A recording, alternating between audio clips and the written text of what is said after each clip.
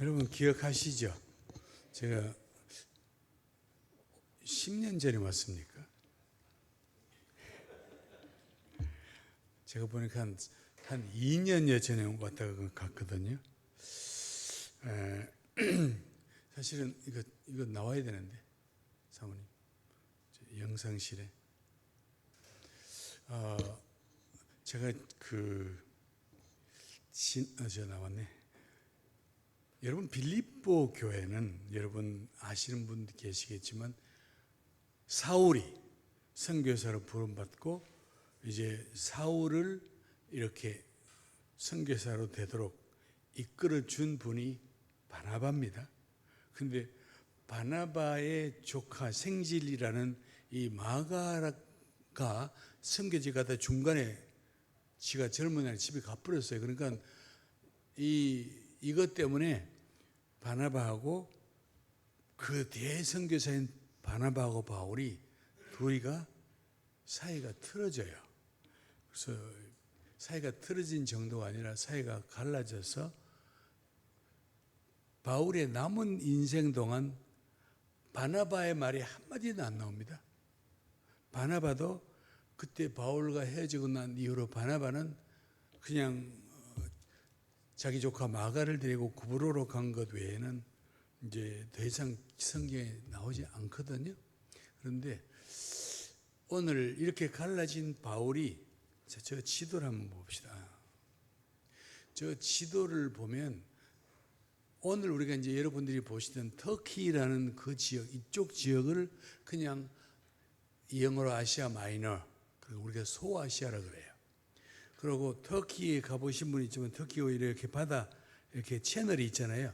저 채널에 이쪽은 아시아고 또 저쪽은 유럽이에요. 이제 바울은 당연히 이 아시아 쪽으로 선교사로 가려고 했는데 성령께서 아시아로 가지 못하게 하셔가지고 마게도니아, 그 유럽의 첫 성인, 유럽 지역의 첫 번째 도시인 빌립보 지역으로 갑니다. 빌립보 지역에 가서 이제 바울이 평소처럼 전도를 하려고 하는데 아마 여러분들이 성경을 보시면 알지만 바울이 전도를 하러 갈 때 늘 그 도시에 가려고 하는 그 지역에 유대인 회당이 있었어요. 왜냐하면 그때는 교회가 없기 때문에 사람들이 종교적인 이야기를 나눌 수 있는 곳이 없거든. 그러나 비록 예수를 믿지는 않지만 유대인 회당은 하나님을 섬기는 사람들이 모이는 곳이니까 바울이 거기 들어가서 자기가 유대인이고 자기도 여러분 똑같은 사람인데 자기가 어떻게 이렇게 내가 예수를 믿게 된 이 이야기를 바울이 간내받아요. 자기가 어떻게 예수를 핍박하고 어떻게 예수를 만나 이거를 하고 거기 있는 사람들을 이렇게 죽게로 돌아오게 하는 그 일을 하는데 빌립보 지역에 갔을 때도 바울은 당연히 교회 그 회당에 가려고 했는데 회당이 없는 거예요. 그래서 바울 일행들이 회당이 어디 있는가 하고 이렇게 동네에 이렇게 도시에 이렇게 찾다가 보니까 회당은 못 보고 물가에 이렇게 강가에 여자분들이 앉아서 이렇게 모여 있는 것을 보고는 바울이 그들에게 다가가서 여자분들에게 안녕하십니까 하고는 다가가서 이제 자기들을 소개하고 바울은 유대인이지만 그 당시에 그 지역의 전체 통용어인 그리스 헬라어를 알고 있던 사람이니까 당연히 말이 되잖아요. 그래서 대화를 하고 그들에게 복음을 증거했습니다. 그랬더니 그들 여자들 중에 한 분이 가정이 여러분이 아는 루디아 안의 가정이 루디아가 예수를 믿게 돼요. 그리고 루디아는 바울 일행을 자기 집으로 초청을 합니다. 그리고는 바울 선생님 모든 팀들이 자기 집에 와서 거할 수 있도록 숙소를 제공해 줘요.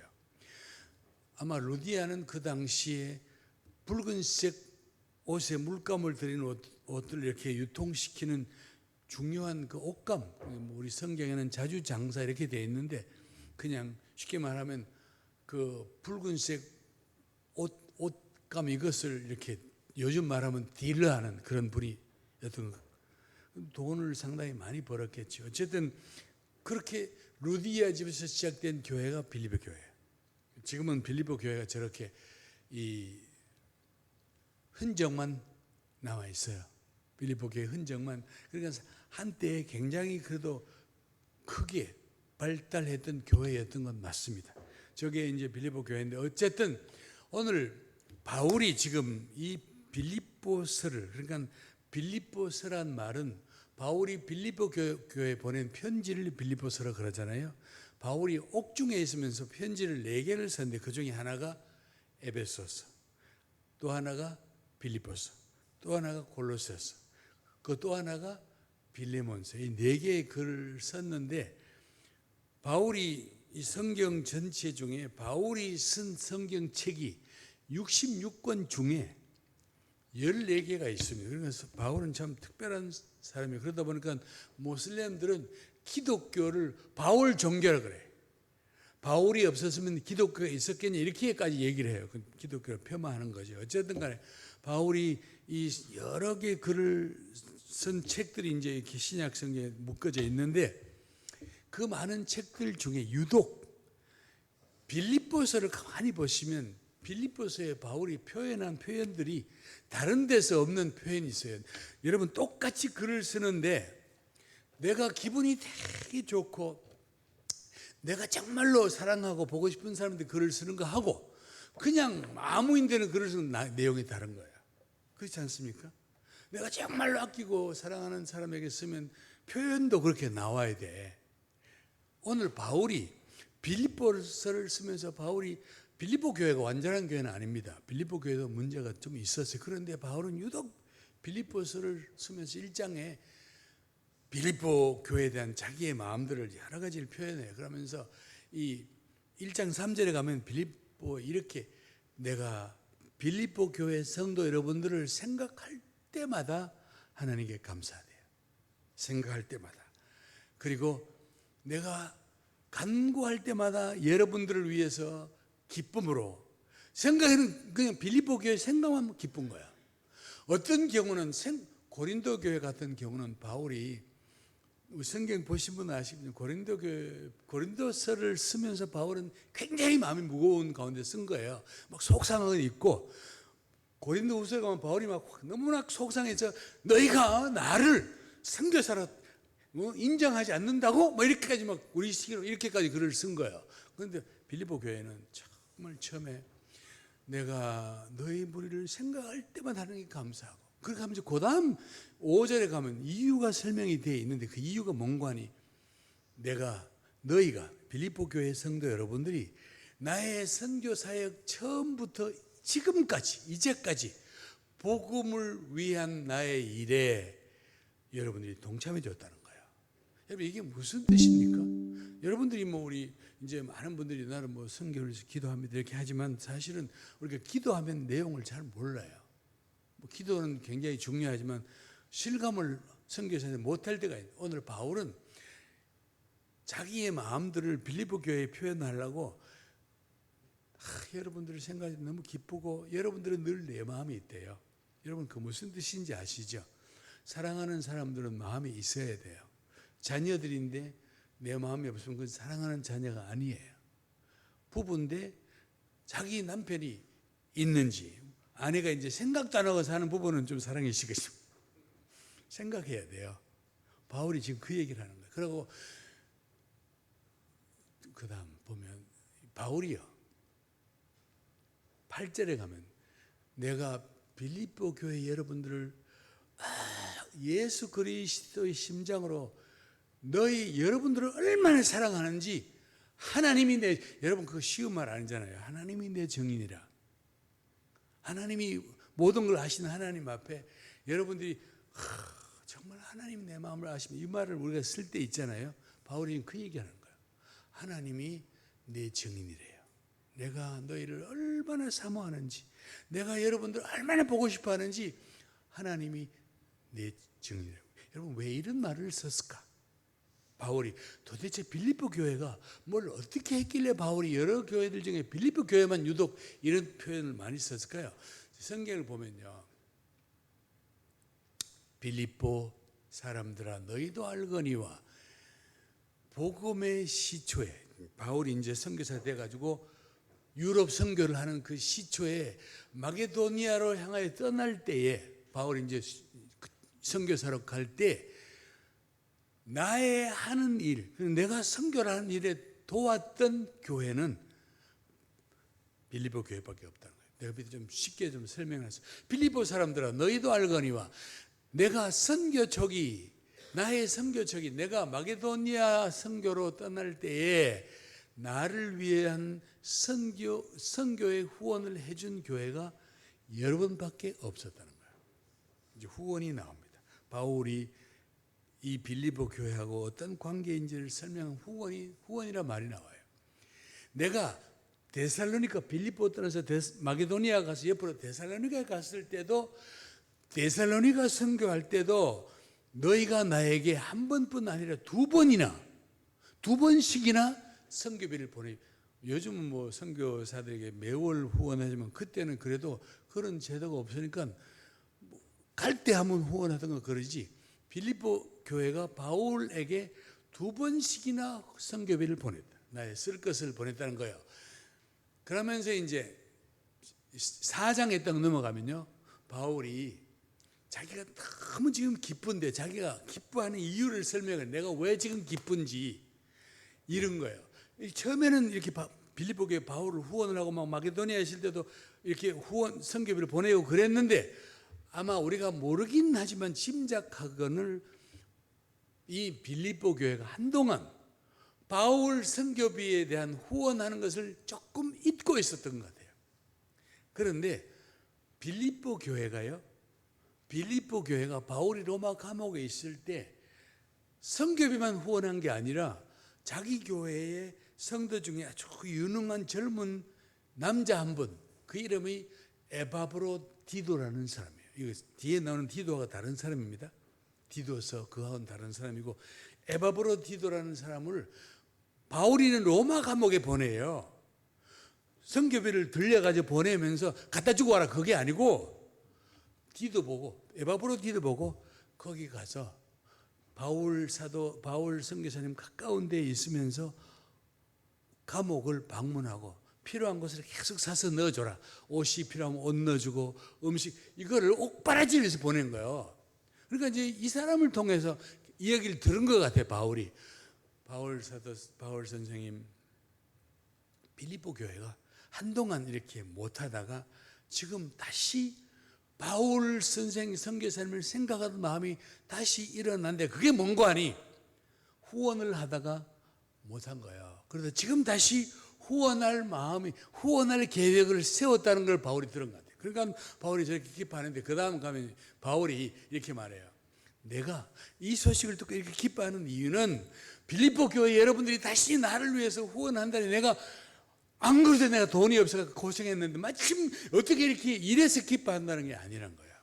저 말은 내가 궁핍함으로, 내가 지금 선교비가 없으므로 여러분들이 후원한다는 소식을 또 기뻐하는 게 아니고, 나는 모든 가운데 내가 궁핍과 가난함과 어려운 것, 이런 것들을 내가 일체 비결을 내가 배웠기 때문에 사실은 그것 때문에만 기뻐하는 게 아니래요. 그러면서 바울은 혹시라도 또 사람들이 오해할까 봐, 바울 선생님도 선교사님도 우리가 후원한다는 게 저렇게 좋아하나 보다, 그렇게 할까 봐 바울이 저 말을 하는 거예요.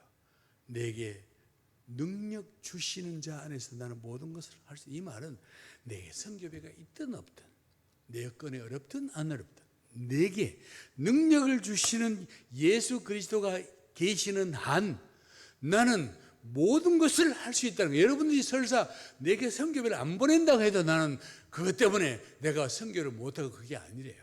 사실 선교사는 그래야죠. 근데 제가 이걸 가만히 보면서 내가 이해가 됐던 게, 여러분들도 아마 이해가 되실 것 같아요. 뭔고 하니, 바울도 사람이에요. 바울 선교사도, 그 위대한 바울 선교사도 고린도 교회 쪽 자기가 전도했던 교회들 중에 나중에 이상한 사람이어서, 저 바울 저거 선교사 바울을 욕하는 사람이 많았고요. 바울이 돈을 밝힌다 이런 말을 한 사람이 있었어요. 그러나 바울이 그 변명을 바울서에 막 계속 하는데, 오늘 바울이라고 사람인데 자기를 이렇게 생각해주고 다른 많은 교회들 중에 유독 선교비를 보내주고 선교비뿐 아니라 사람을 한 명 직접 붙여가지고 옥바라지 해준 그 빌립보 교회를 어떻게 다른 교회 동일하게 생각하겠냐 여러분 생각해 보시라. 이를테면 이런 거예요. 장로님 내가 뭐 회사라고 장로님 회사가 뭐 사업을 하시다가 코로나가 돼가지고 사업이 쫄딱 망했어요. 끼니를 굶을 판이 됐다고 칩시다. 예를 들어서. 근데 이제 목사님하고 뭐 다른 장로님하고 교인들이 신방을 왔어요. 와가지고 보니까 정말 그렇게 잘 사던 장로님 집이 막 완전히 막 그냥 막 아무것도 없는 막 그냥 막 끼니를 걱정해들 이런 왔는데 예배 드려주고 찬송해주고 가면서 장로님 보고 장로님, 권사님 이 어려움도 이 또한 지나갑니다. 힘내세요. 화이팅! 이라고 기도하고 그냥 가는가 하고요, 장로님. 그래도 뭐 성도적이 아니면 교회적으로 이렇게 별도 이렇게 위로금 같은 걸 가져와서 장로님 이거 얼마 안 되지만 저희들이 사랑으로 이렇게 놓고 가는 거하고 여러분 어떻습니까? 성경에 네 보물이 있는 곳에 마음이 있다 그랬어요. 오늘 우리가 바울을 보면서 제가 그런 생각을 했던 거예요. 바울은 절대로 성경이 물질을 밝히는 사람은 아니지만 그 가운데서도 왜 바울이 이렇게 빌립보 교회에 대한 이런 기쁜 마음을 갖고 있었을까? 그거를 제가 지금 설명하는 거예요. 빌립보 교회, 바울이 후원하던 교회가 여러분 바울 후원하는 교회가 많이 있었습니다. 그런데 바울 교회를 가만히 바울 후원했던 교회를 보면요. 바울은 본래 유대인 아닙니까? 예루살렘에서 예수 믿는 사람을 박해하던 사람 아니에요. 그러다가 나중에 다메섹 시리아에 있는 다메섹으로 가다가 예수를 만나고 나서 예루살렘 다시 와서 나는 이제 여러분과 같이 되었습니다 하고는 예루살렘 교회에 있었어요. 그러다가는 흩어진 유대인들, 흩어진 사람들 중에 예수 믿는 사람이 많아지니까 예루살렘 교회가 바울과 바나바를 한번 가서 보라 하고 보낸 이 지역들 중에 나가 있던 사람 중에 하나입니까? 선교사예요. 그런데 바울이 실제로 선교사로 이렇게 오늘 우리가 말하는 선교적인 책임을 갖고 나간 교회가 안디옥 교회입니다. 사도행전 13장에는 안디옥 교회인데 여러분 성경을 한번 가만히 사도행전을 가만히 들여다보시면 바울이 그때 안디옥 교회가 바울과 바나바를 따로 세우고 보낸 거는 맞는데 그 뒤에 안디옥 교회가 바울과 바나바를 보내놓고 매월 선교비를 보냈다 그런 말이 없어요. 오히려 바울은 다니면 이방인 교회들에게 헌금을 모아가지고 자기의 본교회인 예루살렘 교회에 기근이 났을 때 가난한 자들 헌금을 보낸 얘기 나오지 예루살렘 교회가 연보를 거두어가지고 바울 선교에 도움을 줬다 이런 말이 없어요. 오늘 저기 나오는 교회들도 보십시오. 빌립보 교회 이방인 교회입니다. 마게도니아 교회 유럽인 이방인 교회들입니다. 데살로니가 교회 마찬가지예요. 고린도 교회 마찬가지예요. 다 유럽에 있는 교회들이거든요. 로마 교회 유럽에 있는 교회 아시아 교회가 아닙니다. 저 교회들이 바울과 직간접적으로 후원하고 그랬거든요. 자, 제가 오늘 이런 이야기를 하는 이유는 적어도 넘어갑시다. 넘어가고 오늘 좀 세계 선교를 아까 이제 목사님이 잠깐 언급하셨는데 저는 뭐 여러분 아시다시피 이렇게 이제 선교를 이렇게 뭐 한쪽에서 내가 한 나라에서 하는 게 아니라 여러 곳 우리 단체하고 여러 곳 보면서 상황을 늘 보고 있지 않습니까? 그 2020 지난번 왔을 때 제가 이걸 또 비슷한 얘기를 또 오늘 설교는 그때 이어서 나가는 겁니다. 그래서 잘 들으셔야 돼요. 제가 올 1월 4일 날 한국을 떠나가지고 체첸에 갔거든요. 체첸 가서 열흘간 그곳에서 비밀리에 일하는 우리 팀원들하고 열흘간 수련회를 하고 그리고 다시 터키에 왔다가 그 다음에는 1월 중순에 영국으로 갔어요. 영국에 제가 속해 있는 단체가 영국에서 나왔기 때문에 영국의 본부가 본래 우리 웩선교회의 모본부예요. 그러니까 뭐라고 해야 되나? 본본부예요, 그게. 이 영국 본부에 가서 영국 본부를 방문을 했더니 영국 본부의 리더들도 모여가 이제 저희 사역에 대한 이야기를 듣고 그다음에 영국 본부장이 영국 상황에 대한 설명을 쭉 저에게 해줬습니다.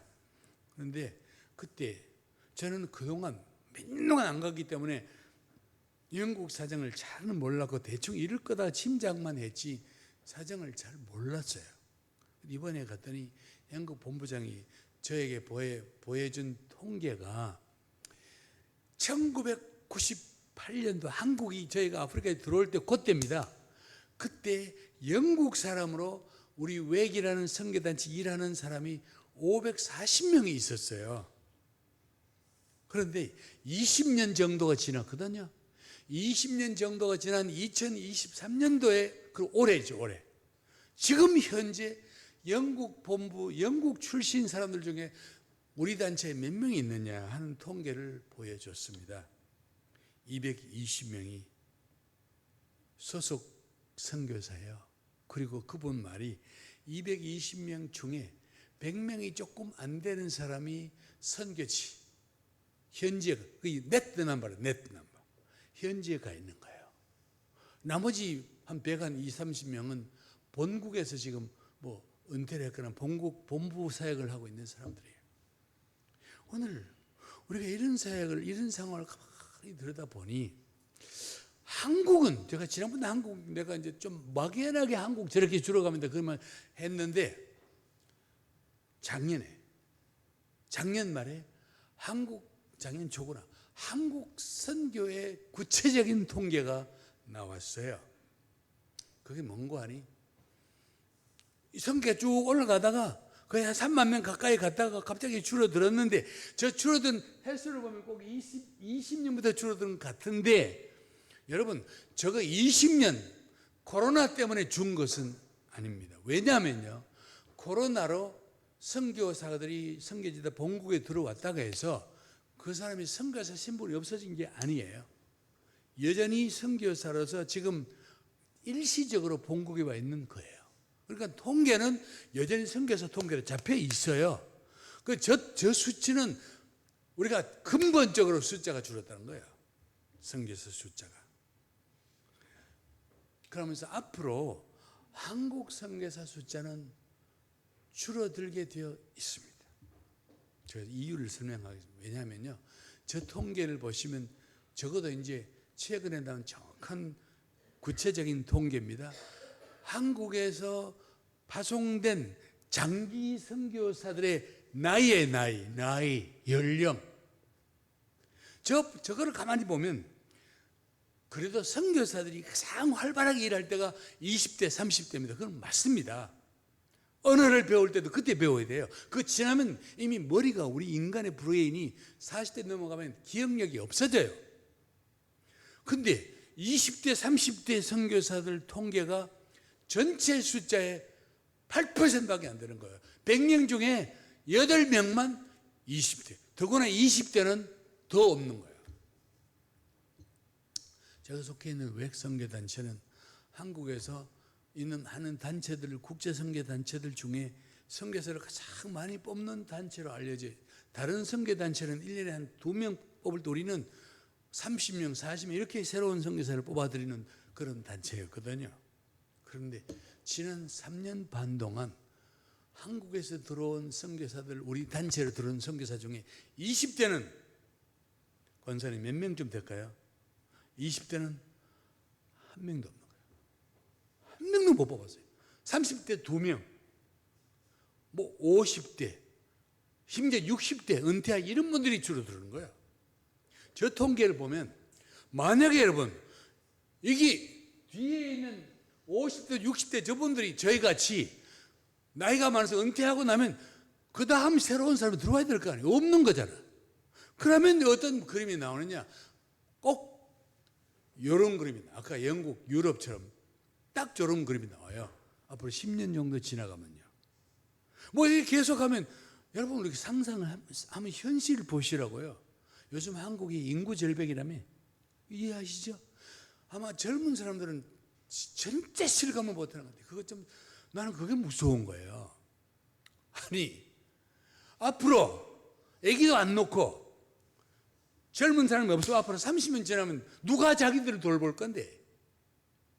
그렇잖아요. 노인들만 있는데 누가 먹입니까? 누가 일합니까?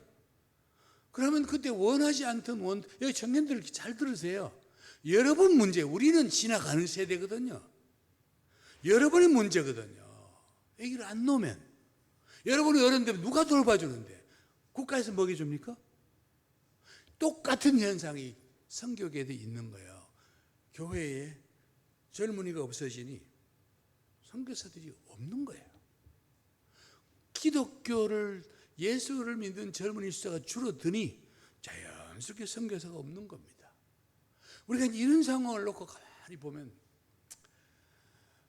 제가 선교는 앞으로 더 많이 해야 되는데 더 할 게 많은데 어떡하지? 어르신들 연세 드신 분들 계신데 금방 이해를 하실 거예요. 저게 벼밭입니다. 논입니다. 논. 저 보면 벼가 이삭이 다 익어가지고 저렇게 수그러. 저거는 추수가 가능한 추수 때가 된 거예요. 뭐 시골에 안 계신 분들 저게 정확하게 잘 모르시면 저기 며칠만 지나면 저 벼는 비에서 말리면 추수가 가능해요. 그런데 여러분 아시죠? 한국에는 주로 갑자기 태풍이 차라리 이렇게 이런 봄이면 괜찮은데 추수 때가 되는 가을에 많이 태풍이 기후상 그렇게 많이 와요. 그래서 사라고 태풍도 그랬고 뭐 매미도 다 저때 온 거예요. 뭐 어떤 현상이 벌어집니까? 그러면 저 배가 저렇게 멀쩡해야 될 배가 물에 잠겨요. 물에 잠깁니다. 시골 계시면 너무 잘 알아요. 물에 잠겨요. 그러면 저 물에 잠긴 배가 물에 잠겨 버리면 권사님 농사는 끝입니까? 시골 한 사람은 모르시죠? 저 물에 잠긴 벼가 물이 빠지면 그의 농사는 끝나는 게 아니고요. 물이 빠지면 저렇게 배가 바닥에 들어 누워요. 물에 들어 누워요. 그러면 저렇게 쓰러진 벼를 추수할 거의 95% 이상 추수할 수 있는 길이 있는데 이렇게 쓰러져 넘어진 벼를 물에 잠겨 있는 벼를 추수할 수 있는 방법은 5일입니다. 5일 안으로 이걸 빨리 세워서 저렇게 묶어줘야 돼요. 그러면 저 때는 일손이 많이 필요한 거예요. 그래서 막 농부들의 가슴이 다 들어간 게 저 때. 5일 안에 만약에 물에 잠긴 벼를 세워주지 못하면 어떤 현상이 벌어지는지 아십니까? 저게 건강한 벼 이삭이에요. 저 이삭을 말려서 정미소에 가면 저기서 쌀이 나와요. 권사님 아시죠? 그런데 물에 잠긴 벼를 5일 안에 이렇게 세워주지 못하면 그 벼에서 저렇게 이삭이 나와요. 이삭이 나옵니다. 이삭이 나와버리면 저 벼는 아무 짝에도 쓰지 못해요. 도정이 안 됩니다. 저거는 뭐 동물 사료밖에 안 돼요. 다른 데 전혀 못 씁니다. 그러니 저 쓰러진 배를 빨리 이렇게 세우려면 일꾼이 필요한데 저렇게 넘어진 큰 밭이 있는데 지금 저 농부가 혼자 저렇게 쭈그리고 한번 저 그림을 저기 실제 그림 한번 상상해 보세요. 어떤 마음으로 저분이 저거 하고 있겠는 지금 저 배를 이 넓은 논을 내 혼자서 일하는데 어떤 마음으로 저분이 저 일을 할까요? 추수할 것은 많대 일꾼이 적어. 여러분 예수님이 하신 말씀이 딱 저 말씀이에요. 조금만 나가보면 추수할 게 많은 정도가 아니에요. 많은 정도가 아니거든요. 시간을 다루는 일이 정말 분초를 다루는 일이거든. 영혼과 관계된 거니까.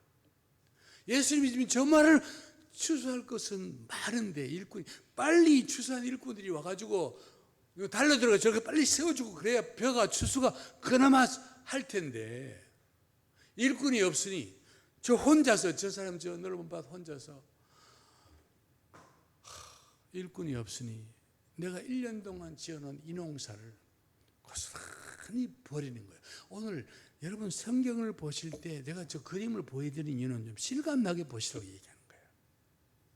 그냥 막연하게 선교가 아니거든요. 지금 선교 현장에는 얼마나 긴박하게, 얼마나 일꾼이 필요한지를 내가 그걸 얘기하는 거예요.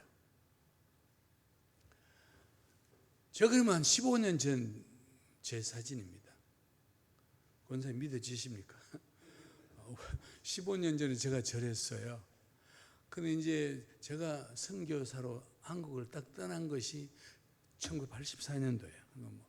저분은 지금 몇 살 됐겠는 그 짐작하실 필요 없어요. 그냥 뭐 그래 떠났어요. 그러니까 이제 벌써 40년 가까이 제가 선교를 하고 있고, 그런데 사람들이 저보고, 특히 이제 한국도 그렇지만 내가 외국에 나가면 꼭 작년에 미국 가서 미국 보면 똑같이 은퇴했습니까? 이렇게 물어보는데, 이번에 1월달 영국 본부 사람들 또 물어보는, 그렇게 아직도 일하고 있냐고 물어보는 거예요. 그러면서 그분들이 물어보는 게 Are you retired? 영어로 Are you retired? 그러면 은퇴하셨으면 이 말이거든요.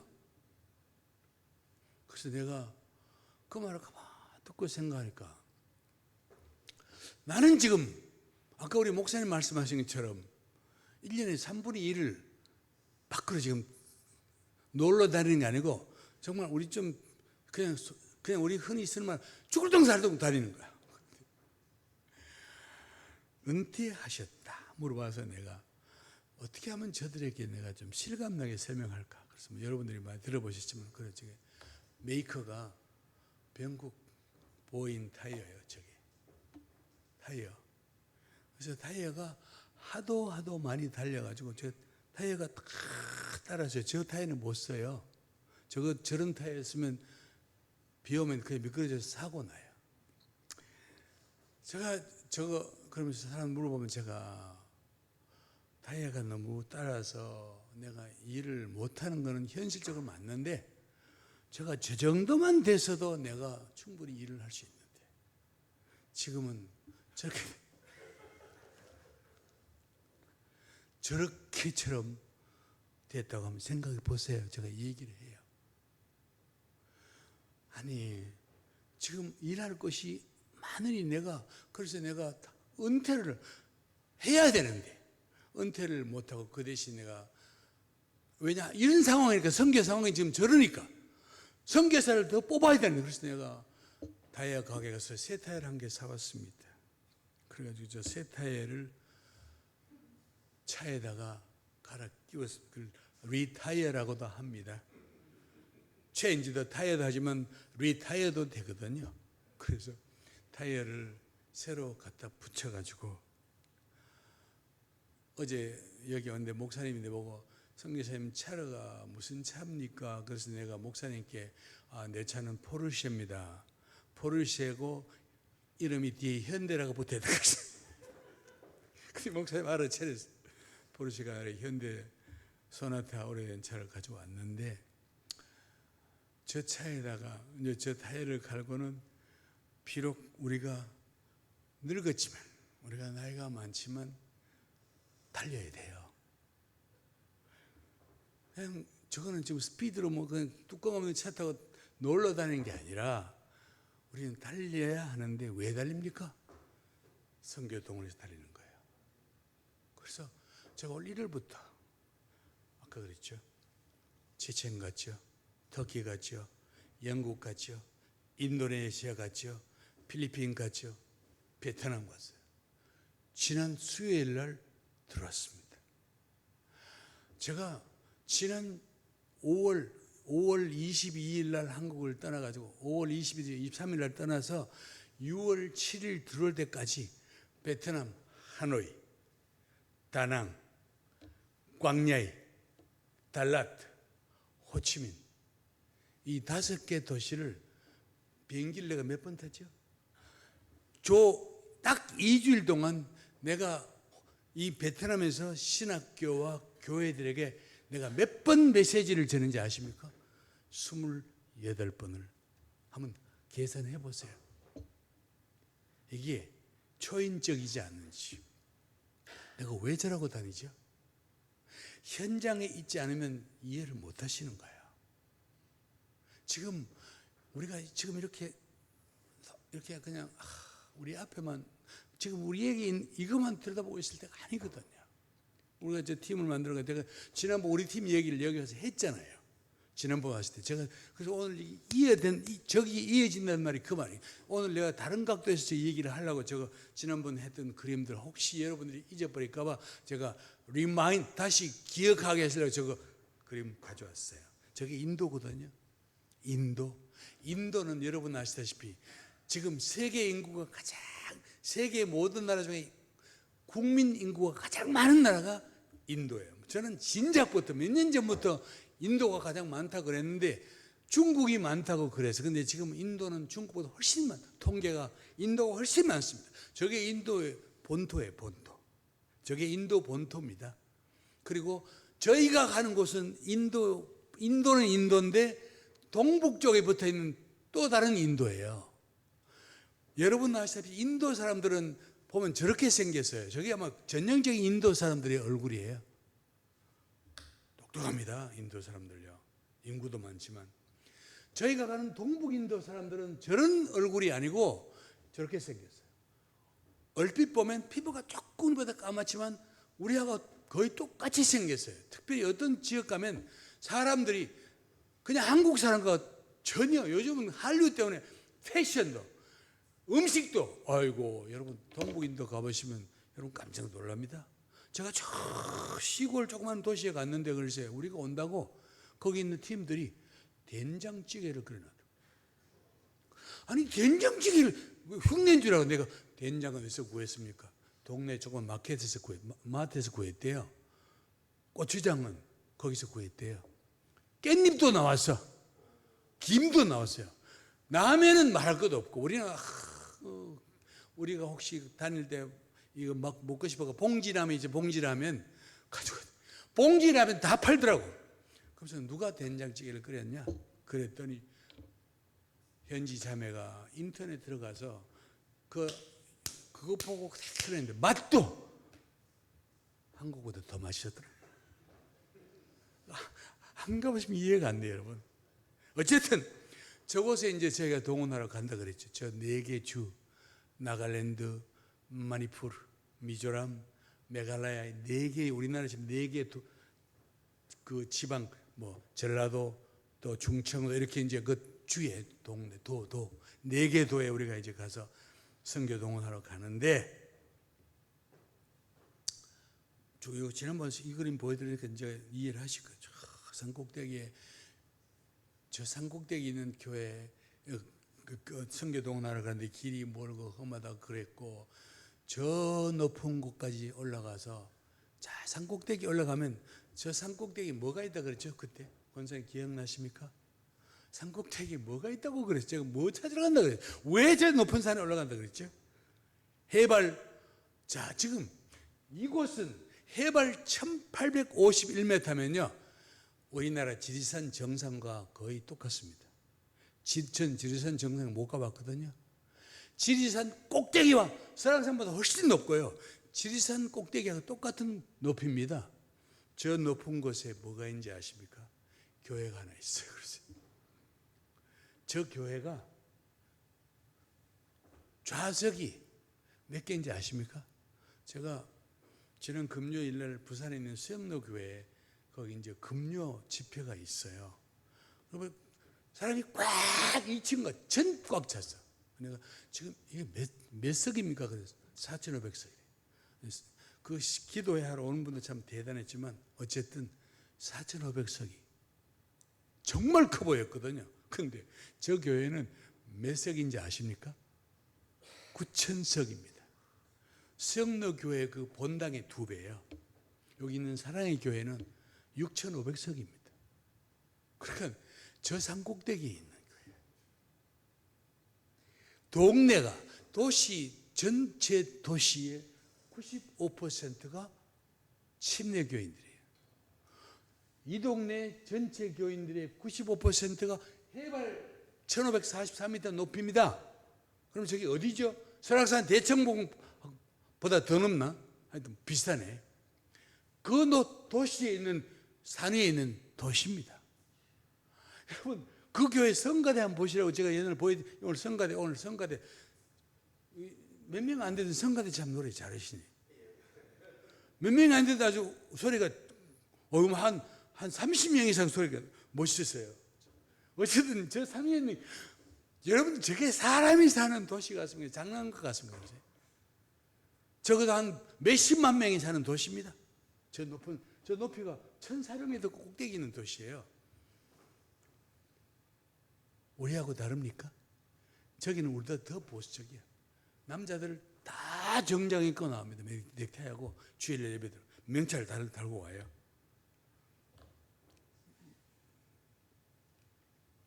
자, 선교 집회한다고 글쎄 그냥 벌판에다가 임시로 저렇게 천막을 쳐가지고 사람들이 수천 명이 모인. 제가 이제 저 교회를 지난번 얘기했을 겁니다. 저 교회. 저게 60년 된 침례교회입니다. 그리고 성도수가 주일날 출석 인원이 25,000명이에요. 아까 목사님께서 1부 때 물어봤더니 옆에 있는 이 세에덴 교회 저만큼 안 되거든요. 분당 지구촌교회 숫자 저만큼 안 됩니다. 근데 그 산 위에 있는 교회들이요. 이제 저 목사님 부부가 내가 해외 선교 한 명도 안 보내다가 직접적으로 도전했더니 목사님이 충격을 받고는 목사님이 스스로 저분이 저보다 3살 아래예요. 나이가 저보다 더 많아 보이죠? 제가 3살 더 많아요. 저보다요. 어쨌든 저분이 그 큰 교회를 자기의 부목사에게 줘버리고 저분이 사모님하고 둘이 우리 선교단체에 선교사 되겠다고 조인하신 거예요. 그래가지고 자기 동기생들이야. 동기생들 저 목사님 두 분이 전부 아들 딸 같은 사람 중간에 저 노인 그 나이 드신 분 두 분이 3달 동안 함께 먹고 자고 바닥 청소하고 화장실 청소하고 설거지하고 밥하고 그러고 강의 듣고 기도하고 3달 동안 선교사 오리엔테이션 받았거든요. 그래서 저분 보고 목사님은 선교사로 가시지를 마세요. 연세도 많으시고 지금 나가시면 언어도 배우기 힘드니 그냥 여기서 동원해 주세요. 그래가지고는 지금도 제가 가면 이제 인도 교회들은 대부분 영어를 다 알아들어요. 그런데 어떤 지역 가면 영어를 모르는 사람들이 좀 있어. 그때는 저분이 통역을 해요. 옆에서. 귀한 일입니다. 근데 이제 신학교도 여러분 아마 목사님과 일본에 말씀드렸는데 한국에 신학교들 중에 지난 한 수년 동안 정원을 채운 학교가 2개밖에 없어요. 2곳. 2개가 어디 있냐? 사당동에 있는 종신 그리고 광화에 있는 장신대입니다. 왜 그런지 아십니까? 다른 학교들은 전부 다 정원의 30%, 50%다 미달이요. 학교 오는 사람이 없는데 뭐 없어요. 신학생들이 미달이지. 근데 그러면 사당동이나 강나라는 왜 미달이 아닐까? 그건 교단이 큰 교단 아닙니까? 그리고 본래 인원이 정원이 120명 뭐 이러다가 인원을 60명으로 줄였어요. 그러니까 당연히 큰 교단이 정원을 줄였으니 미달이 아니지. 그거는 착시죠, 착시. 근데 인도에는 신학교들 제가 앞에 서 있죠. 저기 앞에 신학생들 물론 학교 학생들 다 영어를 하니까 통역이 필요 없어요. 저 신학생 보세요. 가는 데마다 신학교들마다 전부 학교에서 기숙을 해요. 글쎄 월요일부터 토요일까지 기숙합니다. 함께 기도하고. 이 교회는 작년 9월 달에 가서 주일날 주중에는 신학교 주일날은 그 있는 교회를 가는데 자기들이 교인이 4,000명이래요. 그런데 예배가 끝나고 난 뒤에 교회 지도자들이 같이 다 모였는데 장로님 한 2분 하고 담임 목사님하고 장로님 보면 저분 눈물이 내가 가만히 보고 있는데 선교사님 저희들은 미처 이 사실을 몰랐습니다. 그게 뭡니까? 우리는 이렇게 우리끼리 정성을 다시 예배드리면 된 줄 알았지. 우리가 이렇게 귀한 복음을 알지 못하는 사람들에게 우리가 나눠야 될 책임이 있다는 사실을 저 몰랐대요. 그러면서 담임 목사님 하시는 말씀이 선교사님 자기 종족, 착각한 종족 안에 대부분 수천 명 다 예수 믿는 2,000명, 3,000명 이런 교회가 107개가 있는데 선교사님이 오셔서 그 교회들마다 좀 다니면서 오늘 우리에게 했던 이 메시지를 좀 주면 어떨까요? 여러분이 그 말을 들어보세요. 게으름 피울 수 있겠는지. 갈 수 있으면 가서 이제 여러분이 할 차례입니다. 얘기하고 다니는 거 아닙니까? 해야 돼요. 그리고 저들이 선교에 지금 아까 그 영국 출신들이 지금 110년에 된 영국 사람들이 지금 우리 단체에 200명 정도도 안 되고 100명도 안 갔는데 인도에서 지난 4년 동안 저희가 아까 동북 인도에서 130몇 명을 보냈어요. 선교지로. 그게 적은 수가 아니거든요. 오늘 저희가 이런 일 때문에 저 산에 가는데 저 아이들 하면 이상하지만 인도나 아프리카에서 간 저 사람들은요. 첫째 젊어요. 아까 우리 한국 선교사 연령 제가 보여드렸잖아요. 연령대가 어떤지. 외국 서양 사람은 말할 것도 없고요. 연령대가 어떤지. 근데 여기 있는 젊은이들은 전부 젊어요. 20대, 30대 다 싱글들 대부분. 그리고 저들은 태어나면서부터 우리는 단일 문화가 좋은 줄 알았지만 선교에서는 그건 빵이에요.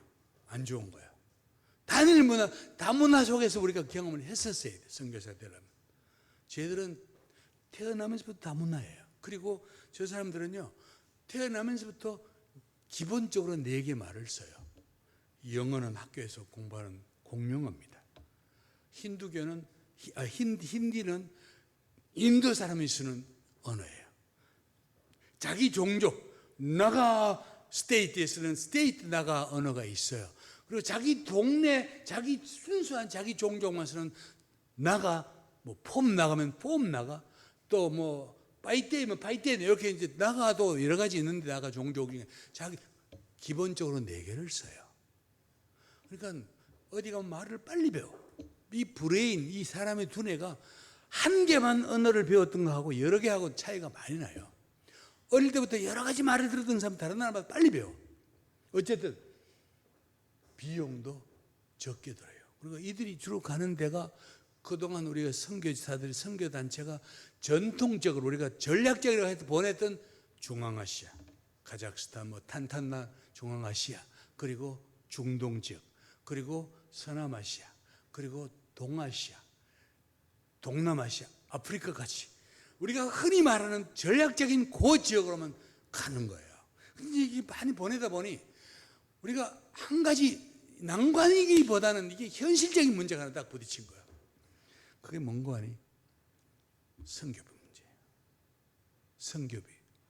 아마 여러분들이 이해를 잘 하셔야 될 것 같아 제가 이거 예를 드는데 제가 이제 저 동북 인도에 선교 동원하러 갔는데 아까 이 목사님이 얘기했잖아요. 큰 교회 목사님 30년간 저 교회를 목회하신 분이에요. 30년간. 이제 우리 단체가 됐으니 저랑 같이 이제 이동하는 시간이 많아 인도에 가면 저번에 가면 늘 같이 저번에 동행을 해요. 가까우니까 얘기를 해요. 물어보면 목사님이 그 교회 30년 계실 동안에 그 목사님은 교회에서는 그러면 인도 교회 저 정도 규모면 목사님은 사례금을 어떻게 받으세요? 그랬더니 자기들은 사례금이라 안 그런데요. 월급이라 그래요. 살라리. 아 그러냐? 그거 얼마나 받으세요? 한 달에 그랬더니 아주 자랑스럽게 우리 교회는 제가 그 교회 부임할 때부터 파스터스 쿼터 목사님 사택을 제공해 줬대요. 그러면서 되게 자랑스럽게 그리고는 그 교회에서 자기에게 매월 650불에서 700불 살라리를 줬대요. 저 큰 교회. 그러면 70만 원, 80만 원입니다. 아니 그거 받고 그게 아니고요. 그들에게는 그 수준인 거예요. 그러니 저기서 나가는 사람 보고 목사님 단기 선교사로 나가려면 기본이 한 달에 1,000불은 있어야 됩니다. 그러면 여러분이 선교를 안 해본 교회인데 아니 우리 큰 교회 저 큰 교회 목사님보다 어떻게 비해나 이거는 이해가 안 되는 거예요. 자기들도 최선을 다한다고 하는데 선교비가 어떤 교회는 200불 어떤 교회는 300불 좀 그래도 자기들이 큰 힘을 썼다는 데가 400불이에요. 그 돈 가지고 인도에서는 되지만 선교제가 뭐 안 되는 거예요. 모자라는 거예요. 그래서 제가 그걸 가만히 보면 이거를 하게 할 길이 없을까? 저들을 이제 저 사람들을 어떻게 이거 안 넘어가지? 넘어가야 되는데 뭐 손을 좀 봐주시라고 왜 안 넘어가는지. 저분들을 어떻게 좀 방법이 없을까? 그걸 내가 생각하다가 빨리 넘어가게 해주세요. 자, 뭘 내가 생각했는 거 아니? 웩이라는 단체는 뭐 세계적인 단체고 그래도 건강한 단체라고 다 세계적으로 알려져 있어요. 그러면 우리 단체가 어차피 서양에는 선교사가 없고 한국에는 선교사들도 급격히 줄어드니 그러면 우리가 어떤 곳에서 그러니까 동아시아 뭐 대만이든 홍콩이든 일본이든 뭐 중국이든 동아시아 지역 그리고 나아가서 저 동남아시아 지역 그리고 나가서 서남아시아 지역 아프리카 지역까지 가서 선교를 도전하고 선교사를 동원해요. 그리고는 이 동원된 선교사들을 보고 웩 선교의 규정에 따라서 웩 선교의 그 수준에 맞춰 가지고 선교사를 선발해요. 아무나 뽑는 게 아니라 거기에 맞는 선교사를 선발해요. 그리고 그 수준에 맞게 훈련을 시켜요. 그리고 그 선교사들을 웩 선교사가 나가 있는 전 세계에 이미 사역팀이 잘 갖춰 있는 거기에 파송을 해요. 그리고 그곳에 가 있는 선교사가 현장을 돌보고 해주는 이 관리 지도를 해줘요. 그러면 이들이 인도 사람이라고 해서 사람이 다릅니까? 필리핀 사람이랑 다릅니까? 그러면 그동안 미국이나 북미나 한국이나 유럽이나 동남아시아 그 태평양에 있는 호주 이런 교회들이 선교사를 후원하고 싶은데 선교사 제가 최근에 저 남쪽에 수행로교회는 아니고요. 그 큰 교회 목사님이 연락이 왔어요. 선교사님. 우리 교회는 선교비가 이렇게 계속 모여 있는데 이거 선교사들을 믿을 만한 선교사를 좀 찾아주세요. 그랬어요. 제가 그 교회 7월 20일 날인가 설교를 가거든요. 그때 내가 이 설교를 해야 될 것 같아요. 갔어. 자, 보세요. 이쪽에는 재정이 있습니다. 그런데 이쪽에는 사람은 있는데 재정이요. 한쪽에는 재정이 있고 한쪽은 노동력은 있는데 돈이 없는 거예요. 여러분 한번 보세요. 글로벌 기업들이라는 말은 세계적으로 인정을 받는 기업이에요. 한국에는 여러분 뭐 아실지 모르지만 한국에서는 전 세계에서 모두가 인정하는 글로벌 기업이 2개가 있어요. 뭐 더 많다 많기는 2개가 있어요. 그 중에 하나가 삼성입니다. 여러분 삼성 핸드폰 쓰시죠? 삼성 핸드폰 어디서 생산되는지 아십니까? 한국에 생산 조그맣게 안 됩니다. 어디서 만들어진지 보시라고. 어디서 여러분이 쓰는 삼성 핸드폰이 만들어진지 보시라고요. 우리나라에서 만들지 않습니다. 그리고 공장도 우리나라보다 훨씬 큰 공장을 베트남 공장, 베트남에서는 1년에 거의 1억 8천 대 정도의 핸드폰을 만들어냅니다. 아십니까? 삼성 걸요. 저 사람들은 인도. 그 다음에는 저거는 뭐 중국 공장. 그 다음에 저거는 미국, 뭐 브라질 공장, 미국 공장까지. 생산 나라는 다르지만 저들이 만드는 전화기는 삼성이에요. 중국에서 만들었다가 중국제가 아닙니다. 삼성입니다. 물건 값도 똑같아요. 왜 그런지 아십니까? 삼성이 만드는 그 생산 라인 그대로, 한국 생산 라인 그대로 똑같은 규정 가지고 만들기 때문에 기계가 이 조립을 하는데 그게 한국 사람이 조립하는 거 미국 사람 다릅니까? 다르면 삼성을 붙이면 안 되지.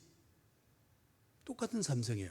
저들은 그것이 어떤 나라에서 만들어지든 간에 세계적으로 팔리는 값은 똑같이 팔려요. 삼성 이렇게 나가는 거예요. 아십니까? 우리 현대 기아 여러분 차를 타고 다니시는데 저는 한국에서 외제차 타는 분 많이 봤는데 솔직히 현대차가 더 낫습니다. 저는 현대 뭐 차를 자체적으로는 뭐 저는 뭐 그건 아닌데 왜냐하면 제가 미국에 필라델피아에서 이 자동차 공장을 한 40년 하신 집사님이 계세요. 저희가 뭐 맨날 차를 이렇게 제공해 주신 사람이 계신데 손톱이 그냥 완전히 그냥 메카닉이야. 그냥 기계의 평생만 줘. 내가 집사님하고 그 집에 가면 우리가 숙소를 맨날 그분들이 만들어줘. 밥 먹다가 내가 집사님이 전 세계 그 많은 차를 만들었는데 집사님 보실 때 어떤 차가 가장 좋습니까? 그러더니 집사님 밥 먹다가 정말 믿으실지 모르겠는데요. 전 세계에서 차를 가장 잘 만든 차가 독일 포르쉐도 아니고 BMW도 아니고 현대입니다. 집사님 그냥 농담이 아닙니다. 현대가 차를 가장 잘 만들어요. 여러분 모르셨죠? 모르시고 지금 차 타고 다니시죠? 현대 기아가. 이번에 베트남 갔더니 베트남에서 그동안 가장 많이 팔리던 차가 일본 토요타인데 올 초부터 현대 기아가 일본 토요타를 제쳤답니다. 인도 한번 가보세요. 인도에 돌아다니는 차들이 4대 중에 한 대는 현대 기아 차들입니다. 안 믿으시죠? 근데 저 차들을 누가 만들어 보시라고 그러죠. 한국에서 만드는지 어디서 만듭니까? 주로 공장들이 다 밖에 있어요. 체코에도 있고요. 중국에도 있고요. 또 유럽 나라에도 있고요. 베트남에도 있고 그냥 미국에도 있고. 제가 물어봤어요. 통계를 봤더니 똑같은 차를 만드는데 한국에서는 한 팀이 이 현대차를 만들면 27시간이 들어간다네. 그런데 인도 이런 데서는 15시간이에요. 인건비도 한국에서 하는 인건비가 인도보다 5배, 10배가 더 많아요. 여러분이 사장 같으면 어디에 차를 만들겠냐고. 어디에 공장을 세우겠어요? 똑같은 현대인데. 미국 가서 팔 때, 요거는 인도에서 나온 것 때문에 좀 쌉니다. 그럽니까? 똑같아요. 현대차거든요. 오늘 제가 왜 이 얘기를 하는지 아십니까? 자, 오늘 선교사는 말이죠. 그 사람이 어느 나라에서 왔든 간에, 이 사람들이 어떤 나라에 왔든 간에 선교사는 그냥 국적이 중요한 게 아니고요. 서양 선교사, 한국 선교사가 없어지니 우리가 다른 나라 사람 뽑아오는 거 아닙니까? 그러면 저 사람들은 어떤 나라에 관계없이 저 사람들은 하나님께 부름받아 온 선교사들 아닙니까? 그냥 지가 온 거예요? 부름받은 사람들 올 거 아닙니까? 예수님 부름받아 온 사람들 아니에요? 아시아인이든 그게 서양인이든 뭐 아프리카 사람들, 이 사람들은 전부 하나같이 예수 그리스도의 선교사들 아닙니까, 여러분? 맞죠? 그러면 거기에 왜 얘는 한국 사람, 얘는 왜 차별을 두냐고 글쎄. 차는 다 글로벌 하면서, 핸드폰은 다 글로벌 하면서 왜 사람은 자꾸 그렇게, 한국 교회는 우리가 그래도 한국 교회인데 한국 사람들을 여러분 이 생각이, 한국 교회, 저 무슨 교회입니까? 한국 교회입니다. 한국 교회. 그 다음에 저거 미국 교회예요. 그 다음에 저게 인도네시아입니다. 인도네시아. 저게 중국 교회입니다. 저게 아프리카 교회. 저게 인도교회입니다. 여러분, 저들은 어떤 예수를 믿습니까? 똑같은 예수님께 예배 똑같이 드리는 거예요. 우리가 갖는 똑같은 신앙 고백하는 사람들입니다. 그러면 저기서 나온 선교사들은 비록 아니 왜 한국 교회는 꼭 한국 선교사만 찾나요? 여러분, 아니 삼성은 왜 꼭 한국에서 만드는 건 삼성입니까? 똑같은 겁니다. 제가 그저께 뉴스를 오래간만에 한국에서 뉴스를 잠깐 봤더니 여러분 보셨을 거예요. 농촌에 일손이 없어가지고 외국 노동자가 있었는데 하루에 15만 원 줘도 일꾼이 없다네요. 그래가지고 옆에 있는 농장에서 5천 원 더 주고 데려가 버린대. 그리고 농사를 못 지어가지고 마늘밭을 갈아엎더만. 어떡할 건데 여러분? 여기 청년들 계시는데 여러분, 이 현상이 앞으로 어떻게 되는지 아십니까? 공장은 안 돌아가요. 농사도 안 돼. 그럼 뭘 먹고 살 건데? 그러니 우리 교회는요, 정말 목숨 걸고 책임감 갖게 아이들 낳으라고. 저는 딸이 셋인데 큰딸 3명, 둘째 딸 3명, 셋째 딸도 하나 놓고는 자기는 4명 놓거든. 잘한다 그랬어요. 여러분, 이게 현실로 지금 보고 있는 거예요. 인구는 없어지고 할 일은 많고 공장도 안 돌아가, 농사도 안 돼. 그럼 자연스레 농산 값이 올라가요. 공산물 값이 올라갑니다. 그러니까 여러 나라 사람들 같이 싼 노동력. 그래서 이 글로벌 기업들은 밖에 가서 농사를 공장 하잖아요. 똑같은 선교도 똑같은 거. 미국 사람 안 들어, 한국 사람 안 들어. 그러면 선교 멈춥니까? 그래서 저희가 나가서 우리가 밖에 나와서 다른 나라 사람 불러보자. 이래가지고 딱 보니까 한국 사람보다 낫더만 뭐. 근데 딱 한 가지가 우리는 한국 사람을 후원할 사람이 없는데 누구를 후원할 건데 여러분. 오늘 이 문제가 우리 앞에 실제로 와 있는 거예요. 저는 그래서 내가 이거 가만히 보면서 우리는 그 나라가 어떤 나라든 어떤 나라 출신이든 우리는 전부 다 예수 그리스도의 선교사들, 예수 그리스도의 교회예요. 참사랑 교회도 예수 그리스도 교회, 사랑의 교회도 예수 그리스도 교회, 더 사랑의 교회 다 예수 그리스도의 교회 아닙니까? 선교사도 똑같아. 인도에 있는 선교사, 필리핀 선교사 다 똑같은 선교사입니다. 오늘 이 일을 위해서 여러분들이 한번 쓰임 받았으면 좋겠어요. 이 교회가 크고 적다? 그거요, 사람의 눈이에요. 하나님 앞에는 1달란트나 5달란트나 다 똑같습니다. 오늘 하나님 앞에 여러분 개인도 그래요. 제가 일부에는 그 얘기 했는데 우리 딸이 셋인데 막내딸이 올해 33살입니다. 근데 얘는 지 남편과 둘 다 구글에 다니는데 한 달에 아프리카 목사님 10명을 후원합니다. 매달. 물론 많은, 한 사람은 50불씩 후원을 해요. 제가 뭘 말하고 싶은가요? 한 명이 10명의 목회자를 후원한다니까요. 여러분들 지난 일주일 동안 한번 삶을 가만히 돌아보세요. 내가 그냥 굳이 안 먹어도 됐을 외식을 몇 번 하셨는지, 내가 굳이 그렇게 비싼 커피를 안 마셔도 될 뻔했는데, 이거 한번 보시면요, 우리가 돈 없는 게 아니거든요. 제가 그 세계 그 많은 나라 다녀봤는데 한국처럼 잘 사는 나라 본 적이 없습니다. 나가 보실래요? 한국처럼 잘 사는 나라 보시면 들어오라 그랬어요. 물가 사요, 의료 혜택 사요, 빨라요, 24시간 어디 가도 음식 먹을 수 있어요. 그랬어요. 이런 나라 없습니다. 우리 절대로 가난한 나라 아닙니다. 우리 그냥 절대로 중진국도 아니에요. 우리는 선진국이에요. 잘 사는 나라입니다. 오늘 하나님 앞에 우리 모두가 그렇게 쓰임 받았으면 좋겠어요. 이게 선교의 글로벌화예요. 글로벌하는 교회가 되시기를 예수님 이름으로 부탁합니다. 기도합시다. 하나님 아버지, 사랑하는 이 참사랑 교회를 주께서 이곳에 세우시고 오늘까지 이렇게 작지만 탄탄한 교회로 이끌어 주신 것 감사합니다. 하나님, 이제껏도 선교 중심적인 교회로 왔던 것처럼 앞으로도 작은 교회지만 선교에 올인하는 귀한 교회가 되게 하여 주시고, 여기 있는 모든 구성원들에게 같은 마음과 같은 비전을 주시옵소서. 예수님 이름으로 기도합나이다. 아멘. 주신 말씀을 생각하면서 찬송가 111장 찬양함으로 드려진 예물을 봉헌합니다.